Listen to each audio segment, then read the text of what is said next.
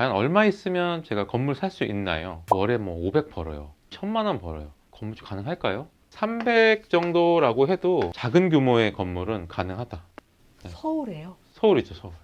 그럼 진짜 악착같이 뭐 단순하게 책이나 유튜브나 단편적인 것만 공부해가지고는 힘든 부분이 있어요. 그래서 전문적인 강의가 있어요. 손품을 팔면서 분석할 수 있는 방법들을 알려줘요. 이게 내 기준에 맞는지, 엑시트했을 때 수익이 되는지 확인하고서 사도 됩니다. 이게 진짜 중요하거든요. 그 다음에 이제 공부했잖아요. 이론도 배웠어요. 그래서 어떻게 하면 이제 되는지 알아. 기준도 생겼어. 한 20평 정도만 있으면 돼. 그래서 땅은 한 40평 정도만 되고 평당 한 5천 정도? 그래서 20억 정도? 내가 한 5, 6억 정도 있으니까 내지는 지금 내가 3억이 있는데 한 2, 3년 뒤에는 내가 3억 모을 수 있으니까 이런 계산들을 할 수 있어요. 그러면 평당 5천짜리 지역이 어딘지 망원이나 그런 데 급매를 한번 찾아볼 거야. 이런 기준들이 생겨요. 물건을 계속 봐야 돼요. 건물은 비교예요, 비교. 그래서 평당가라는 의미가 옛날에 그러니까 아파트는 30평대 국민평수 하면 지역마다 금액이 다 틀려. 그러니까 대략 금액별로 알아요. 근데 얘는 다 틀리잖아요. 땅도 틀리고 연면적도 틀리고. 그래서 한 평당 얼마인데 이걸 사실 비교를 많이 해요. 그래서 여러 가지 비교가 있지만 그 지역의 평당가가 최근에 거래된 거에 비해서 높은지 낮은지, 그러면 결국 이건 싸다 비싸다의 의미이고, 그리고 감정평가가 이게 잘 나왔는지, 이건 대출이랑 관련된 거고, 그리고 여기 상권이 살아있는지, 이쪽 입지가 주동선인지, 이런 것들을 사실 금액이 작잖아요. 그러니까 내가 원하는 좋은 건물은 잘 안 나와, 기본적으로. 예. 그러다 보니까 남들보다 더 많이 봐야 돼요. 그리고 좀 상상력을 동원해야 돼. 예를 들어 주택이야. 이건 도저히 안 될 것 같아. 하지만 또 수업 시간에 배웠어. 주택을 용도 변경을 하거나 대수선을 하면 입지는 좋은데, 그러니까 사람들이 많이 다니는데 생뚱맞게 주택 있는 경우 있잖아요. 예, 그런 경우들은 내가 이걸 잘 싸게 사가지고 내가 이거를 근생으로 바꾼다든지 이런 것들이 다 스킬이거든요. 예, 그래서 물건들을 계속 봐야 된다. 근데 여기서 중요한 건 자영업자는 바쁘다 안 바쁘다? 바쁘잖아요. 그래서 이거를 물건을 계속 보되 손품이 되게 중요해요. 앉아서 분석을 할 수 있는 것들이 한 70%는 가능해요. 그래서 물건을 한 10개를 받으면 그럼 내가 부동산에서 내 기준을 얘기를 해줘. 그럼 주겠죠. 20억대에 뭐 마포에 이런 건물을 주세요. 그럼 10개가 와요. 그러면 자, 손품으로 이게 정말 좋은 물건인지를 내가 강의 때 배웠잖아요. 배운 대로 분석을 하는 거예요. 이게 감정평가는 얼마 정도 나올 것 같고, 뭐 대출은 얼마 정도 나올 것 같고, 수지 분석했더니 매월 이자를 내가 얼마를 더 내야 된다. 그러면 이 중에서 많이 걸러져요. 한 3개까지는 걸을 수가 있어요. 그러면 이 3개를 가지고 발품을 파는 거죠.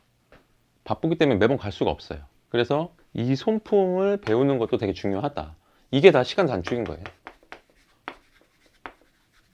그래서 이것도 결국 10개인데 3개만 가면 되잖아. 그럼 이때는 뭐 하냐? 물건을 받으면 물건의 정보를 주거든요. 그러니까 매물장이라고 하는데 거기랑 매물장과 정보와 같은지, 그 보고서가 같은 건지, 그리고 공부, 건축물 대장이나 이런 건물에 대해서 등기사항 정보증명서나 이런 것들을 보면은 건물에 대한 내용들이 나와요. 건축물 대장에 보면 주차 대수가 몇 대고 몇 층이고 층마다 몇 평이고 이런 것들이 나와요. 엘리베이터가 있고. 그런 것들을 나는 일단 종이로 받았잖아요. 손품으로 다 확인했지만 실제 주차장이 있는지 이렇게 다른 경우 있어. 그래서 그런 것도 봐야 되고, 그리고 가면 뭐 균열이나 이런 것들도 있을 거고, 그 다음에 유동인구 이런 거는 손품으로 안 되잖아요. 물론 뭐 데이터가 있긴 하지만 그럼 직접 가서 얼마나 다니는지, 그리고 되게 중요한 게 가시성. 네. 건물이 잘 보여야 사람들이 잘 올 거잖아요. 근데 이게 보면 지도상으로 막 이렇게 있어. 근데 앞에가 다 주차장이야. 예를 들어. 그럼 너무 잘 보이거든. 그리고 얘네가 폐철길인데 조만간에 여기가 다 지하화 된대. 그럼 이쪽으로 왔다 갔다 할 수 있대. 런트럴 파크. 가서 보는 거예요. 그리고 부동산 가서 호재들도 물어보고 가장 잘할 거잖아요. 장관 강의 때 보면 임장 체크리스트가 있어요. 막상 가면은 막 정신 없어서 대충 보고 온단 말이야. 그러면 사실 시간은 썼는데 의미가 없잖아. 그래서 이 체크리스트대로 보는 거예요. 건축물 대장과 같은가, 유동이 많은가, 호재가 있는가. 역에서는 찍어봤더니 5분인데 여기가 경사도가 너무 심해. 그러면 누가 오기 되게 힘들어. 이런 것들, 실제로 이 건물이 매력적인가, 이런 것들을 임장 가서 확인을 해야 되는 거죠. 그러면 그 중에 이제 한 두 개가 나올 거고, 이때부터는 이제 본격적으로 분석을 하는 거죠. 그러니까 매번 10개를 다 감정평가를 의뢰하거나 대출이 나와요? 안 나와요? 물어보기 어렵기 때문에 이런 과정들을 거쳐서 최종의 한두 개를 은행에다가 대출 문의를 하는 거죠. 그래서 이런 플로우예요. 그래서 이게 벌써 얘기한 것만 해도 되게 많기 때문에 이런 부분들을 내가 알고 있어야 임장을 가서도 효율적으로 보고, 그리고 정말 효율적으로 봐서 너무 좋아. 그럼 내가 살 수 있어? 사랑에 빠지는 건 살 수 있는 것도 다른 거니까 살 수 있는지에 대한 부분까지 간다. 이렇게까지 되면 이제 뭐 예를 들어 10개를 주고 3개를 가지고 와서 1개가 좋았어. 근데 뭐가 안 맞아서 그냥 패스했어요. 또 5개가 왔어. 1개가 그래도 괜찮아. 가서 봤어. 나쁘지 않아. 이런 물건들을 건물의 개요, 그 다음에 나의 기준들을, 책 기준들을 나는 뭐 20평 이상이어야 돼, 어느 지역이어야 돼 하면서 내가 봤던 걸 계속 누적 관리를 해야 돼. 비교를 하면서 이게 옛날 거보다 좋아? 안 좋아? 옛날 여자친구보다 지금 여자친구가 좋아? 안 좋아? 사실 여자친구 계속 만나면 점점 업그레이드 된다 하던데, 이성 친구는 아닌가요? 맞습니다. 부족한 부분을 채우면서, 예, 건물이 그런 것 같아요. 그래서 이렇게 하다 보면 자, 이런 생각도 듭니다. 시간이 이미 지났잖아.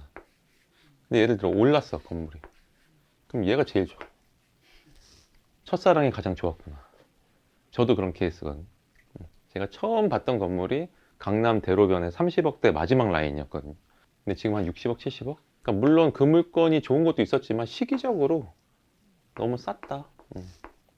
그래서 이런 걸 관리를 해야 비교가 돼요, 서로. 이런 건물 누적 관리하는 것도 강의나 이런 데에서 아예 표를 줘요. 계속 관리할 수 있도록. 결국 물건 보는 거는 무한 반복. 많이 볼수록 내가 보는 눈이 생겨요. 그리고 그런 경우 있어요. 이걸 이제 공부로 받아들이면 스트레스 받아요. 막 일 끝나고 왔어. 저녁 11시야.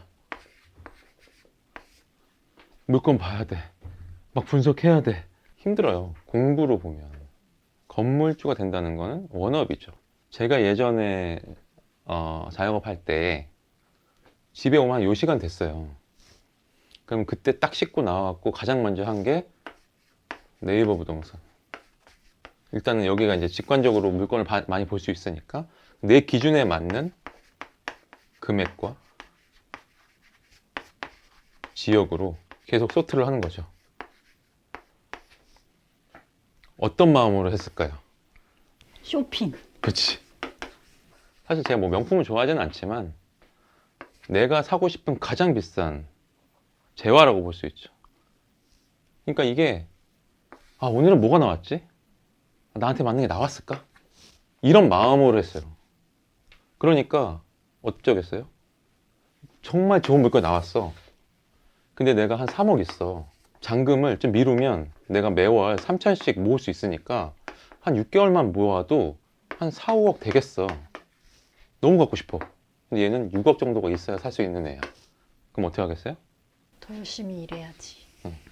매월 현금 흐름을 높이게 돼요.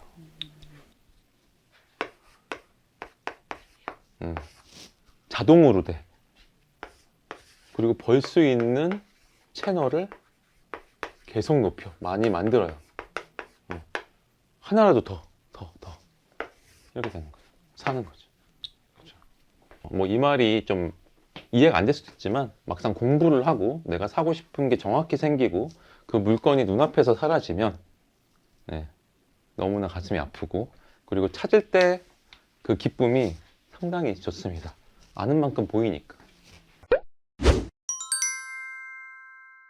어쨌든 정말 중요한 건 현금 흐름이고 그 돈을 잘 모아가지고 목돈을 만들어서 공부를 해서 나에 맞는 건물들을 찾아서 건물주가 되는 것까지의 로드맵이고, 이 부분에 대해서 왜 이렇게까지 해야 되냐, 이거 왜 하냐, 장사하기도 바쁜데. 사실 여기에 있어요. 속도 차이가 있는 거예요. 예. 땅이 엄청 넓으면 사실 땅값이 그렇게 오르기 힘들고, 근데 게다가 땅도 적은데 우리는 딱 밀집되어 있잖아요. 서울, 거기서 강남. 사람들이 살려는 수요가 많아. 수요 공급에 의해서 얘가 엄청 빨라요. 그럼 어디를 가는데 A에서 B로 가. 근데 얘는 뭐 10km로 가고 있는 거지. 근데 나는 내 근로소득은 3km로 가고 있는 거예요. 그러니까 얘는 10km로 가니까 어떻겠어요? 1시간 뒤에 얘는 이렇게 간다고. 얘를 따라잡아야 되거든요. 얘보다 빨리 얘를 따라잡아서 여기 타야 돼, 빨리. 그러려면 어떻게 해야 돼요? 이렇게 가려면 속도를 높여야 돼. 속도를 높이려면 이 세 가지를 다 해야 되는 거죠. 한번 앞에서도 얘기했지만, 그러면 근로소득이 뭐 3km야, 속도가 일반으로.